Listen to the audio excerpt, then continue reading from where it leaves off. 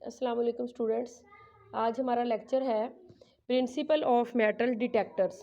ठीक है, सबसे पहले तो ये समझ लें कि मेटल डिटेक्टर्स जो है ये क्या जो है करते हैं। ठीक है, जब भी आप कहीं किसी भी शॉपिंग मॉल में जाते हैं तो आपने देखा होगा कि वहाँ पे एक गेट थ्रू जो है होता है, जहाँ से आपको रास्ता होता है, जहाँ से कहा जाता है कि यहाँ से गुज़रें।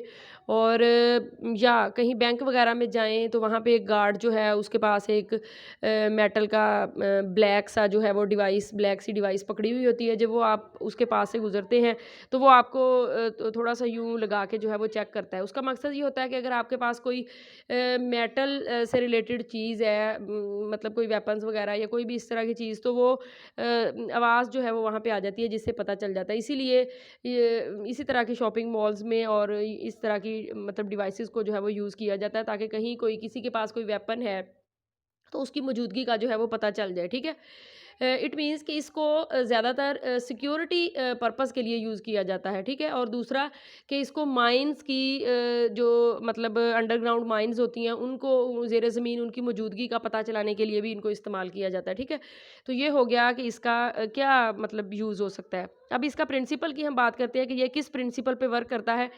एक्चुअली एक मेटल डिटेक्टर में ये दोनों कंपोनेंट जो है वो होते हैं, जैसा कि एक जो है वो हमारे पास इंडक्टर है, इंडक्टर कॉइल है, और दूसरा जो है वो हमारे पास कैपेसिटर है। ठीक है, ये दोनों एक्चुअली एनर्जी स्टोरेज एलिमेंट हैं। ठीक है, ऑसिलेटर इसको इसलिए कहा जाता है कि कैपेसिटर जो है वो इलेक्ट्रिकल एनर्जी को स्टोर करता है और जो इंडक्टर है ये मैग्नेटिक एनर्जी को स्टोर करता है।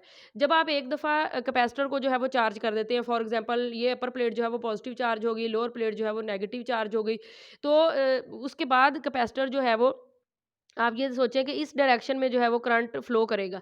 जब इस डायरेक्शन में करंट फ्लो करेगा तो ये जो इंडक्टर है इसमें से जब करंट गुजरेगा तो इसके इर्द-गिर्द जो है वो मैग्नेटिक फील्ड आई जाएँगी। बिल्कुल ऐसे ही जैसे आपने सोलेनॉइड में पढ़ा था कि एक स्प्रिंग की तरह का जो है वो इंडक्टर होता है, जब आप उसमें से करंट गुजारते हैं तो उसके इर्द-गिर्द मैग्नेटिक फील्ड आ जाती है। ठीक है? अब जैसे-जैसे कैपेसिटर में चार्ज कम होता जाएगा, वैसे-वैसे इसमें मैग्नेटिक फील्ड की फॉर्म में जो है वो यानी करंट जो है वो आता जाएगा, और इसमें यानी ये अगर इलेक्ट्रिकल एनर्जी की फॉर्म में चार्ज स्टोर करता है, तो जब भी एनर्जी को स्टोर करता है, तो जब भी ये डिस्चार्ज होता है तो ये करंट जब इसमें से गुजरता है तो मैग्नेटिक फील्ड जो है वो देता है। ठीक है? अब जैसे ही कैपेसिटर फुली डिस्चार्ज होके ये सारे का सारा अपना जो है, ये सारी की सारी अपनी एनर्जी इसको दे देगा मैग्नेटिक फील्ड की फॉर्म में, तो अब कैपेसिटर जो है वो ज़ीरो पे आ जाएगी दोनों प्लेट्स। ठीक है? अब ज़ाहिर-सी बात है, जब इसको चार्ज मिलना बंद हो गया तो एक लम्हे के लिए या उसके बाद क्या होगा कि ये जो मैग्नेटिक फ़ील्ड है ये कम होना शुरू हो जाएगी। और आपको पता है जब भी मैग्नेटिक फ़ील्ड में चेंज आती है तो उससे रिलेटेड जो मैग्नेटिक फ्लक्स है उसमें चेंज आता है, और फिर एक इंड्यूस्ड ईएमएफ जो है वो डेवलप होती है। ठीक है? ये आपने इंडक्शन वाला प्रोसेस जो है वो इलेक्ट्रोमैग्नेटिक इंडक्शन वाले चैप्टर में अच्छी तरह से पढ़ा हुआ है। ठीक है? अब जब इसमें जो है वो, क्योंकि चार्ज आना बंद हो गया, इसमें डिक्रीज़ आएगी, इस डिक्रीज़ की वजह से इंड्यूस्ड ईएमएफ होगा, और उस इंड्यूस्ड ईएमएफ की वजह से जो है ये दोबारा से जो है वो करंट जो है वो जनरेट करेगा, लेकिन अब उसकी डायरेक्शन जो है वो ये होगी, यानी इस डायरेक्शन में करंट जो है वो आएगा। ठीक है?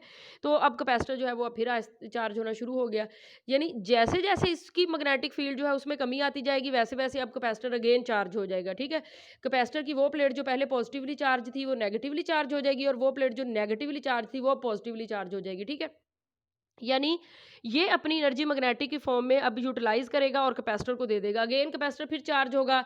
जब इसकी मैग्नेटिक फील्ड बिल्कुल ख़त्म हो गई तो अब फिर कैपेसिटर जो है वो वही काम करेगा जो पहले। तो इस तरह से ये एनर्जी जो है वो मतलब बैक एंड आप जो कह लें कि टू एंड फ्रो जो है वो चलती रहेगी। बिल्कुल ऐसे जैसे हमने एक मैकेनिकल ऑसिलेटर में पढ़ा था कि एनर्जी जो है वो काइनेटिक एनर्जी की फॉर्म में और पोटेंशियल एनर्जी की फॉर्म में मतलब स्टोर होती रहती है। एक से दूसरे में कन्वर्ट होती है, और किसी भी एक इंस्टेंट पे दोनों की जो एनर्जी अगर आप टोटल लेंगे तो वो कंजर्व रहती है। ठीक है? इसी तरह से ये वाला जो यानी सिस्टम जो है वो चलता रहता है, और एक इस सिस्टम की अपनी जो है वो एक फ्रीक्वेंसी होती है। ठीक है? वही जो जिस फ्रीक्वेंसी के बारे में हमने पहले भी पढ़ा था। ठीक है? अब आ जाते हैं, ये प्रिंसिपल हमारे इस मेटल डिटेक्टर में यूज़ हो रहा है। मेटल डिटेक्टर में एक्चुअली होता क्या है?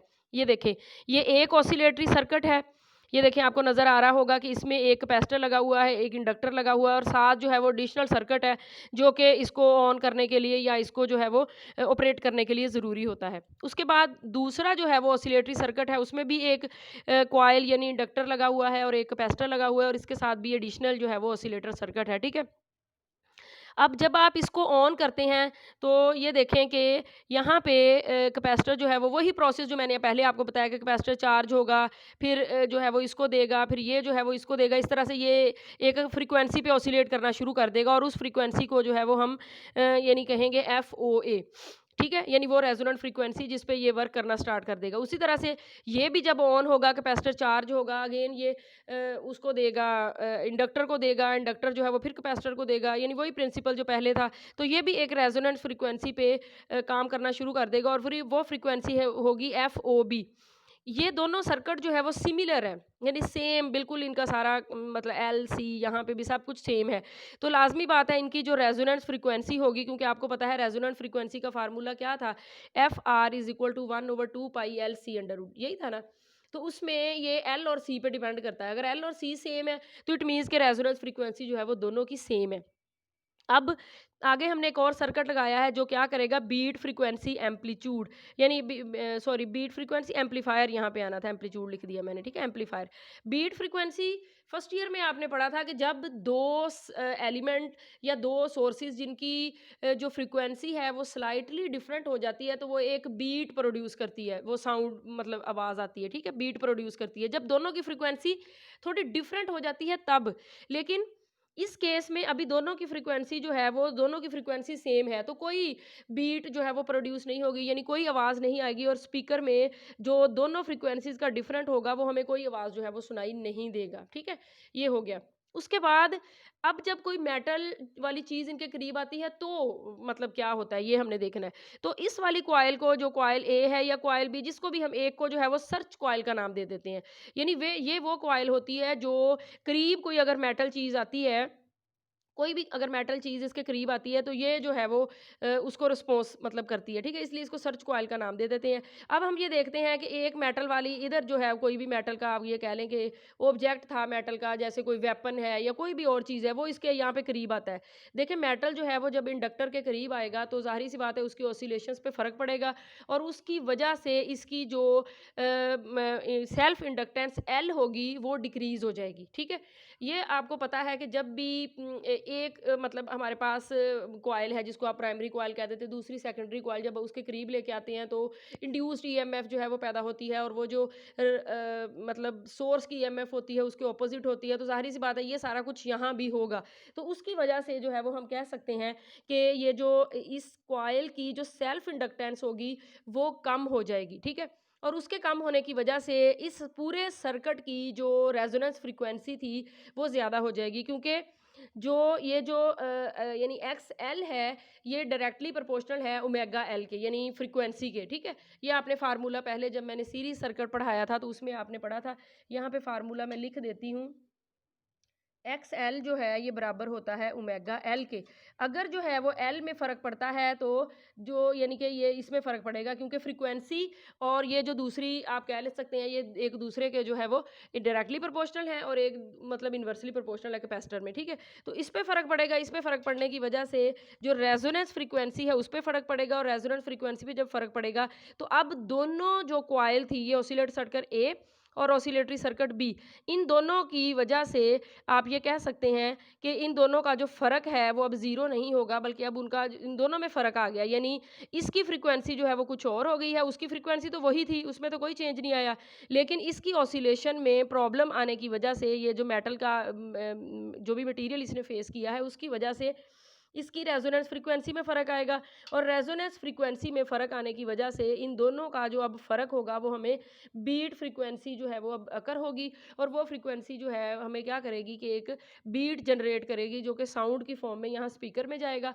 और स्पीकर जो है वो उस बीप को थोड़ा सा बढ़ा के, यानी ये एम्पलीफायर है यानी उसको ज़्यादा करके देता है, तो थोड़ा सा बढ़ा के हमें देगा और उस केस में जो है वो एक आवाज़ आएगी, मतलब जो भी एक बेल की आवाज़ आएगी या विसल टाइप आवाज़ आएगी, वो आवाज़ जो है वो हमें ये बताएगी कि अब हमारा जो मेटल डिटेक्टर है वो किसी भी मेटल वाली चीज़ के साथ जो है वो टकरा रहा है या उसके नज़दीक तरीन कोई मेटल की चीज़ है। अब अगर वो कोई वेपन है तो हम उसको डिटेक्ट कर सकते हैं कि यहाँ पे कोई वेपन है सिक्योरिटी के पॉइंट ऑफ व्यू से। और दूसरी बात कि अगर हमने अंडरग्राउंड जो है वो माइंस की प्रेजेंस का पता चलाना है तो वहाँ पे भी हम ये डिटेक्टर यूज़ करते हैं। तो माइंस जो हैं वो भी मेटल से, उनमें भी मेटल होता है, तो इस वजह से ये डिटेक्टर जो है वहाँ भी हमें बीप देगा और उस बीप की वजह से हमें ये पता चल जाएगा कि यहाँ नज़दीक तरीन जो है वो माइन मौजूद है। ठीक है।